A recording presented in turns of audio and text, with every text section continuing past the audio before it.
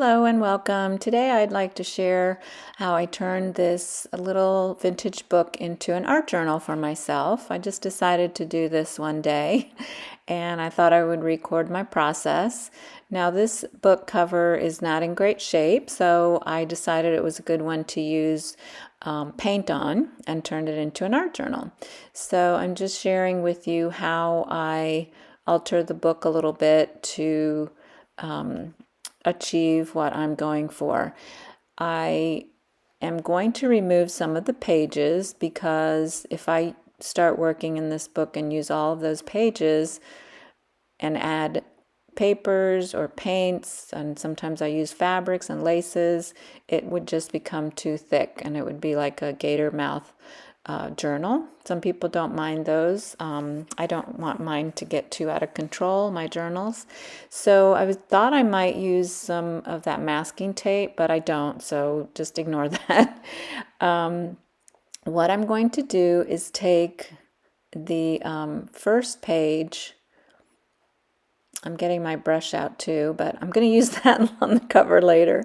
I'm going to take that first and second page and glue those together. That's what I usually do because those pages on books are usually kind of already glued together at the spine, if you know what I mean. And I usually do that at the front and the back of books that I turn into journals if I'm altering them, if I'm not getting them all together and putting my own pages in. So I'm just using my trusty glue stick. That has worked well for me. It works as long as you have a good quality glue and you apply a good amount to the pages, it works really well. And after I glue the first and second page together, then I will start to tear some pages out. Now, when you do this on your own, you can tear out 1 or 2 pages if you want to, or you can do, I believe I do 3. I already kind of forgot, but you'll see. So you skip a page and then you start tearing pages out. And here's where you can decide how many pages you want to tear out. I believe I tear out 3. I'm trying to kind of figure it out, and yes, I decided to tear out 3. So I skip a page, tear out 3, and then I glue those 2 pages together, trying to remove some of the excess paper there. And when you glue those pages together, it hides where you tore the pages out, and also it makes the pages stronger. So I am speeding this up a little bit because it's just gluing and tearing. I'm going to do the same thing over and over again. I'll skip ahead in a minute because you really, don't need to see this whole process. I'm just doing the same thing over and over and over again. So skip a page, tear out 3, and then glue those pages together. I'm just trying to make sure that the pages are somewhat neatly glued together. These journals for me are always a little bit wonky, but I'm okay with that. I've said this before. My style is kind of wonky, and I don't mind it.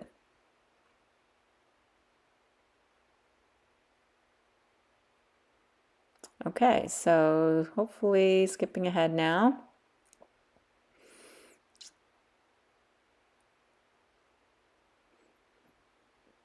Very soon.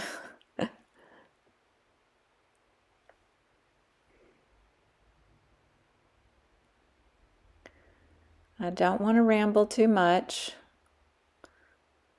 All right, so there's how my book turned out. I've glued all the pages together. I'm pretty happy with the way that turned out. These pages are a pretty good thickness already, so when you glue 2 together, they feel pretty good. Now the book underneath, I had thought about altering that book too, but I didn't, so just ignore that book too.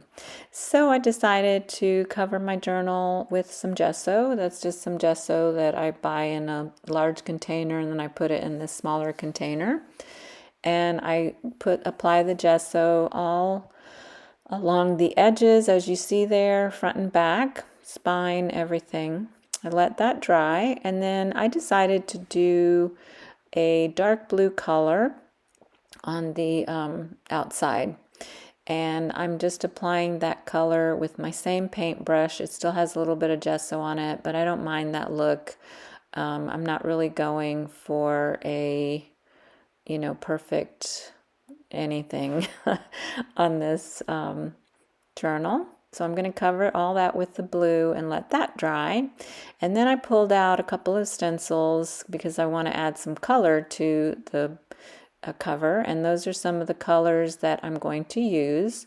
And I'm just trying to figure out which way I'm going to use that stencil, and you'll see what I decide in just a moment. I have another stencil that I'm going to use in combination with that one. When I use stencils, I don't always use all of the stencil. So actually I use 3 stencils, parts of 3 stencils. So there are a lot of different options here, and you can see me just trying things out there, and then I decided, okay, let's go for it and keep moving along. I decided to use this kind of yellow-green color on the top right corner there. You can see what I'm doing. And when you add paint to a dark color like this, sometimes you have to go over it 2 or 3 times, and you'll see me doing that later on. And I'm trying to just blot that a little bit so that I can slightly dry it and keep moving. Okay, so now I'm going to, nope, I'm not going to do that. Still trying to decide what I'm doing there. I'm going to use the turquoise color on those. I call them little seed pods. I'm not sure what they actually are, but they kind of remind me, or like coffee beans. And I'm going to add the blue on there. Okay, now I'm going to add the leaves, and I am going to add pink leaves.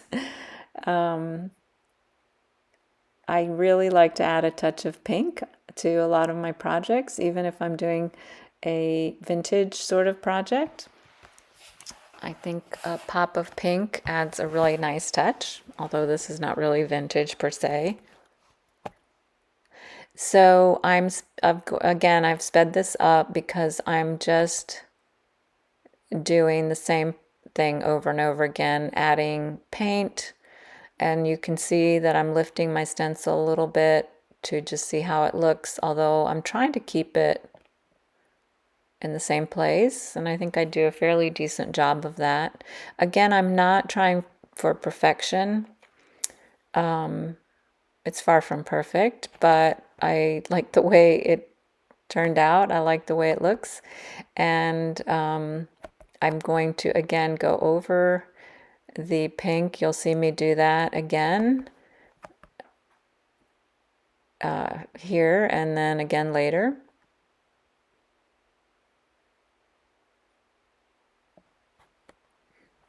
I go over a lot of the colors over and over again because it's like, they really need to stand out. They need a few layers to stand out on the blue, dark blue background.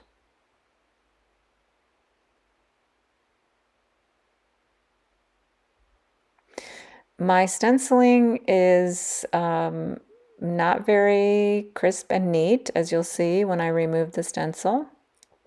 But again, I'm okay with that. If you want to try something like this and you want to be a little bit neater, it's better to maybe blot some of the paint away before you start stenciling on with your sponge. So there you can see how it looks so far. And I'm trying to decide what I'm going to do next, and I'm going to pull out that stencil, and now I'll use the yellow up there at the top.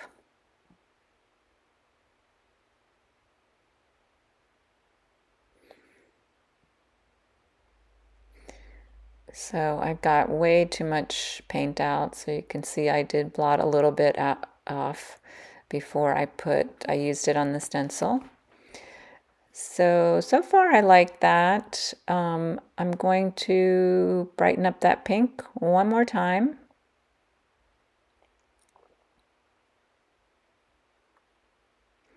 And I think you'll see the difference when I lift up the stencil. It looks a lot better in my opinion.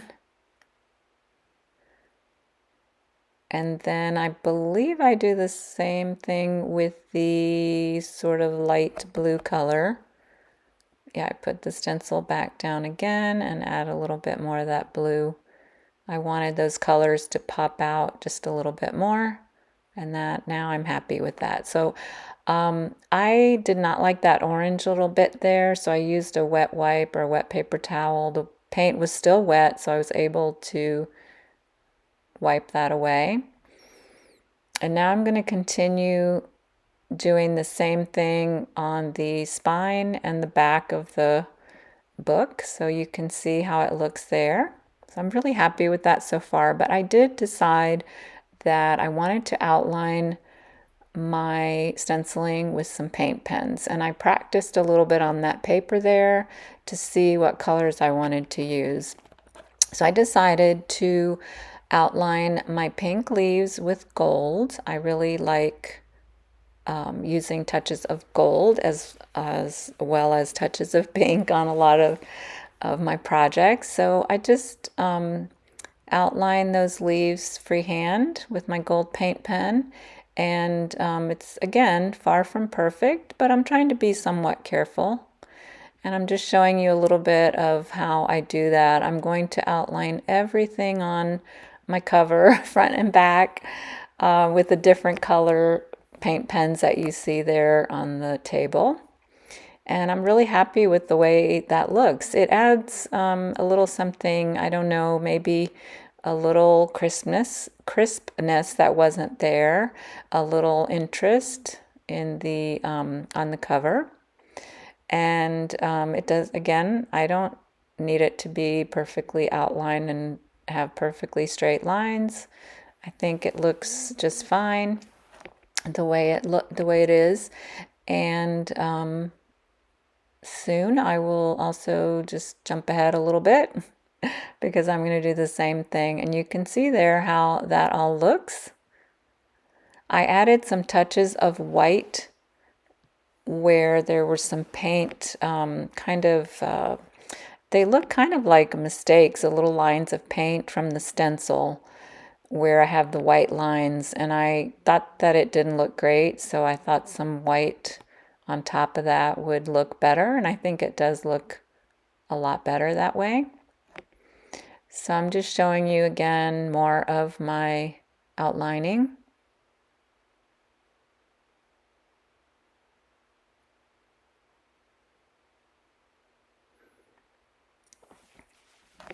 Then I'm going to add little touches of white, and I will also outline that yellow part, although I don't show that in this recording, but it's basically, I just basically did it the same way that I've shown so far.